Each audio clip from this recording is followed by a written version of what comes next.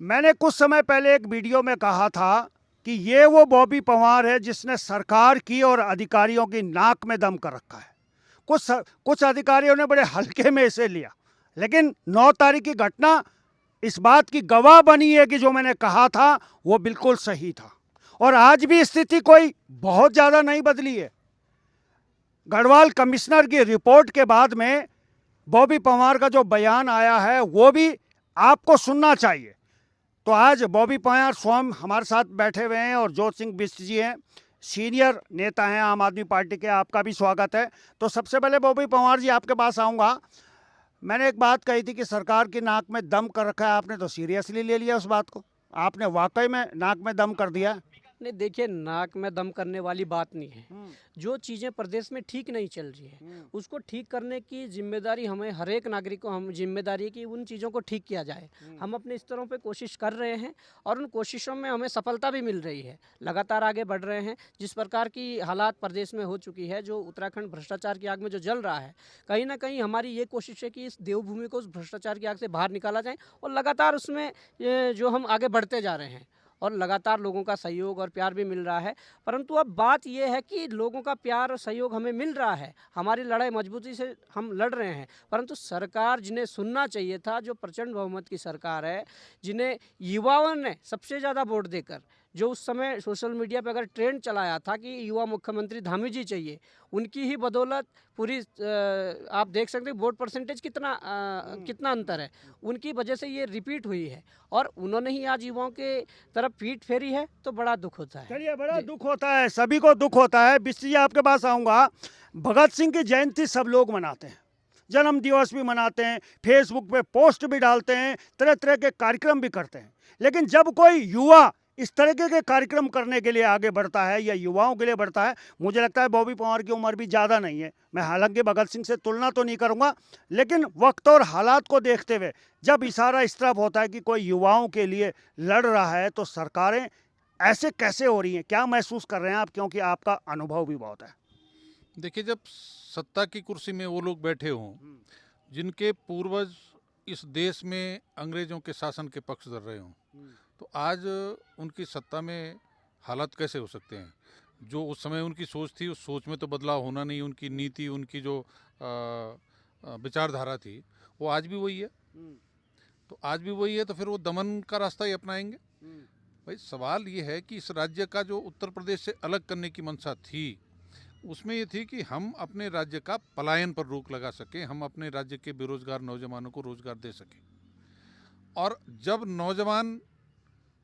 बेरोजगार नौजवान सड़क पर उतर करके न्याय की मांग कर रहा है, गलत तरीके से जो परीक्षाएं आयोजित हो रही हैं, जिनमें नकल हो रही है, पेपर लीक हो रहा है, जिसमें गिरोहबंदी हो रही है, जिसमें इस राज्य के वो नौकरशाह जिनकी जिम्मेदारी नकल रोकने की थी, वो शामिल दिखाई दे रहे हैं, जो सत्ताधारी दल है उसके लोग दिखाई दे रहे हैं। और उससे बड़ी बात है कि उत्तराखंड के जो लोग अभी तक पिक्चर में आए और पकड़े गए, उनसे बड़े गिरोह, बड़े हैसियतदार, बड़े पहुंच वाले तो वो लोग हैं जो आज तक एसटीएफ की रडार पर नहीं आ पाए। जो उत्तर प्रदेश के रहने वाले हैं, जो हरियाणा के रहने वाले हैं, जो दिल्ली या दूसरे प्रदेशों के रहने वाले हैं, और जिनको यहाँ पर नकल करके नौकरियाँ मिल रही हैं, उन सबके खिलाफ अगर राज्य का बेरोजगार नौजवान आंदोलन करता है, गांधीवादी तरीके से करता है, अहिंसक आंदोलन करता है, तो सत्ता की कुर्सी पर बैठे हुए हुक्मरान उस आंदोलन को अहिंसक से हिंसक बनाने के लिए 8 तारीख की रात को जो षड्यंत्र करते हैं, तो उसके बाद उनको समझ जाना चाहिए था कि उस षड्यंत्र का परिणाम रहा कि देहरादून की राजपुर की सड़क जो है, उस पर जो जन सैलाब उतरा, तो उसके बाद फिर उन्होंने दमनकारी रास्ता अपनाया। तो निश्चित रूप से इस समय मुझे लगता है कि जिस तरह से हर अभिभावक ने 1994 में अपने बच्चे के स्कूल में एडमिशन पर जो रोक का आदेश मुलायम सिंह की सरकार ने किया था 27% ओबीसी आरक्षण के साथ, उसी तरह से उन नौजवानों के साथ हर अभिभावक को सड़क पर आकर के उनके भविष्य की रक्षा की लड़ाई में शामिल होना चाहिए। अभी रावत जी कह रहे थे कि साहब मेरी पार्टी पर सवाल उठ रहे हैं। मैं तो अपनी पार्टी की तरफ से आह्वान कर रहा हूं कि आइए ना, हम आपके साथ खड़े होने को तैयार हैं, आप लीड करिए, हम पीछे से चलने को तैयार हैं। लेकिन इन बेरोजगारों के भविष्य पर जो चोट हो रही है, चाहे वो लाठियां बरसा करके हो रही, चाहे वो मुकदमे करके हो रही है, और चाहे उनके जो नौकरी में योग्य छात्र हैं जो अपनी कुव्वत पर पास होते हैं, नकल करने वाले उनके ऊपर उनके सिर पर बैठ रहे हैं, तो उन सब पर रोक लगाने के लिए एक बार हमको सड़कों पर उतरना पड़ेगा। मैं, मेरी पार्टी और वो सब साथी जो इन बच्चों के भविष्य को लेकर के चिंतित हैं, आइए और ऐसी जो जन विरोधी सत्ता है इसके खिलाफ लामबंद होकर के उनको ये बताइए कि आपको सही करना पड़ेगा। चलिए, मैं आऊँगा आपके पास में। बॉबी पंवार जी, एक लेटर सोशल मीडिया में कल आपने डाला था, क्या मसला है? क्यों गढ़वाल कमिश्नर की रिपोर्ट से आप संतुष्ट नहीं हैं? क्यों आपके तीर और तीखे हो गए उस बयान के बाद में, उस लेटर के बाद में? नहीं, आप सब देख रहे हैं उसमें जो जिक्र किया गया था, रिपोर्ट में जिक्र है कि हल्का लाठी प्रयोग किया गया, हल्का बल प्रयोग किया गया।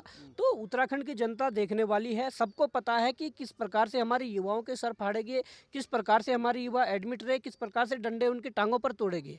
तो आप कह रहे हैं कि हल्का बल प्रयोग किया, और उस हल्के बल प्रयोग के पीछे कारण क्या है? मैं वही कह रहा हूँ कि 8 तारीख की जो घटना हुई, जो शांति प्रिय तरीके से, गांधीवादी तरीके से जो सत्याग्रह चल रहा था, उस सत्याग्रह को कुचलने के लिए किसके आदेश थे?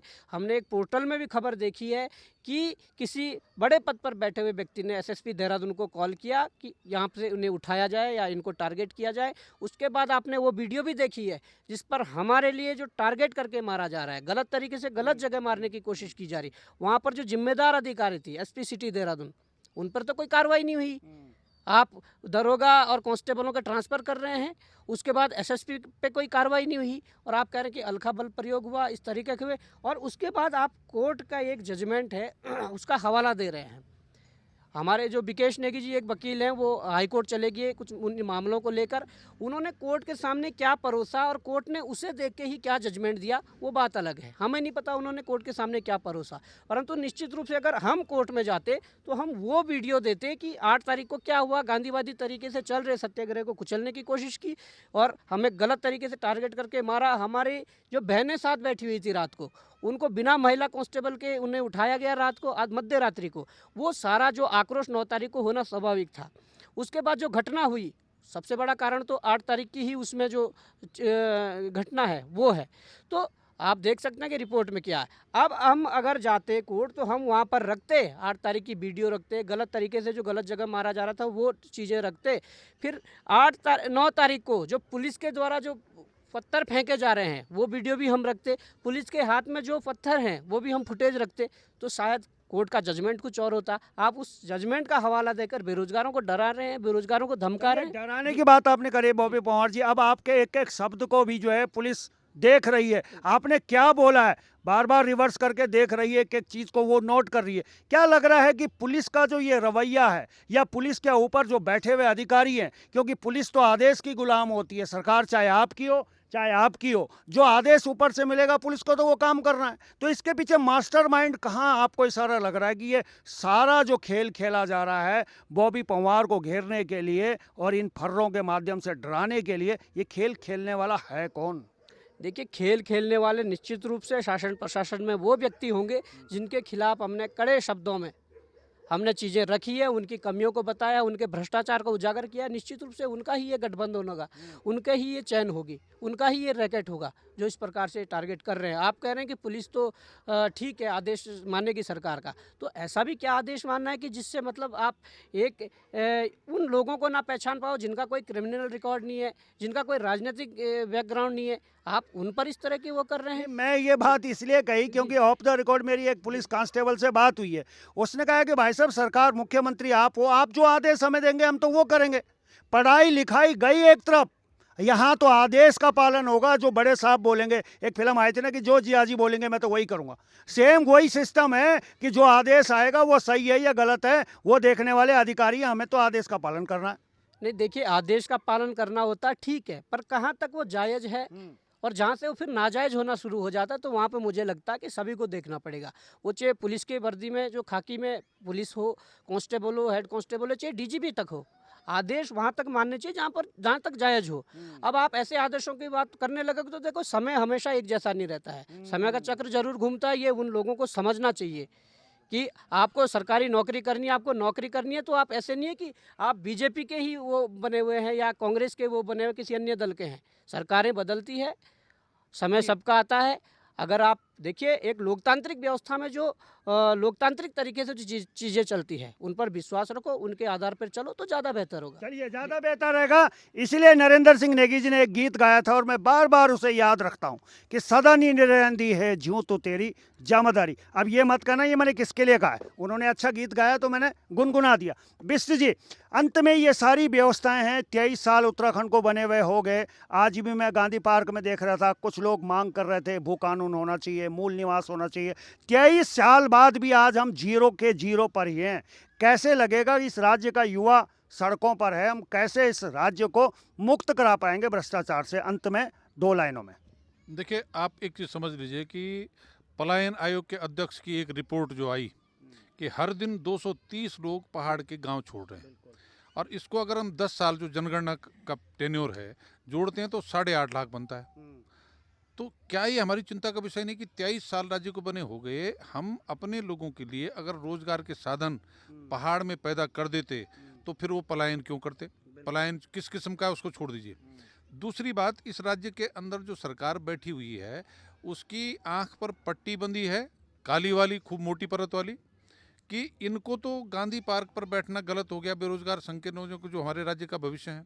लेकिन जिनको गलत तरीके से भाजपा और कांग्रेस की सरकार के विधानसभा अध्यक्ष और मुख्यमंत्रियों ने विधानसभा में बैकडोर से नौकरी लगाया, उनमें से जो 228 लोग निकाले गए वो विधानसभा में धरने पर बैठे हैं। जिस तरह से गांधी पार्क और घंटा घर या शहीद स्थल प्रतिबंधित क्षेत्र हैं सरकार ने कर रखे, ऐसे ही वो विधानसभा भी तो प्रतिबंधित क्षेत्र है। नहीं, उनको दिक्कत उनसे नहीं है, उनको दिक्कत बॉबी पवार से है। पता नहीं इनकी शकल रात को उन्हें सपने में डराती है, क्या करते हैं मुझे नहीं पता, लेकिन उन्हें बॉबी से दिक्कत है। इनको इस सरकार ने नौकरी से निकाला, वो धरने पर कहीं बैठे हैं वो जायज, और बॉबी पवार के लोग या बेरोजगार संघ कहीं पर भी धरने पर बैठे वो नाजायज, बॉबी पवार कुछ बोले वो नाजायज। तो ये जो सत्ता में बैठे हुए हैं, मैंने कहा कि ये अंग्रेजियत मानसिकता के लोग सत्ता में जब तक रहेंगे तो ऐसे ही होगा। इसलिए मैं फिर आवेदन कर रहा हूं आपके माध्यम से इस राज्य के उन जागरूक नागरिकों से कि एक बार आइए सड़क पर और अपने भावी पीढ़ी के भविष्य की सुरक्षा के लिए एक नए आंदोलन की शुरुआत कीजिए। चलिए, बहुत बहुत धन्यवाद समय देने के लिए। आपका भी बॉबी पवार जी बहुत बहुत धन्यवाद समय देने के लिए। और एक आंकड़ा मेरे पास में और जल्दी से आपको बता देता हूं। सरकारें बेशक ढोल पीटें, बड़े बड़े वादे और इरादे दिखाएं, लेकिन एक आंकड़ा ये भी है कि उत्तराखंड के 6000 से अधिक गांव में आज भी सड़क नहीं पहुंची है। अब ये मत कहना कि ये आंकड़ा मैं खुद बनाया है, मैंने नहीं बनाया है, ये एक अखबार की कटिंग है। तो चलिए, लगातार इस खबर पे हम बने रहेंगे सर, हम अपनी भूमिका निभाते रहेंगे। तो फिलहाल अभी के लिए बस इतना ही। देखते रहिए पर्वतवाणी।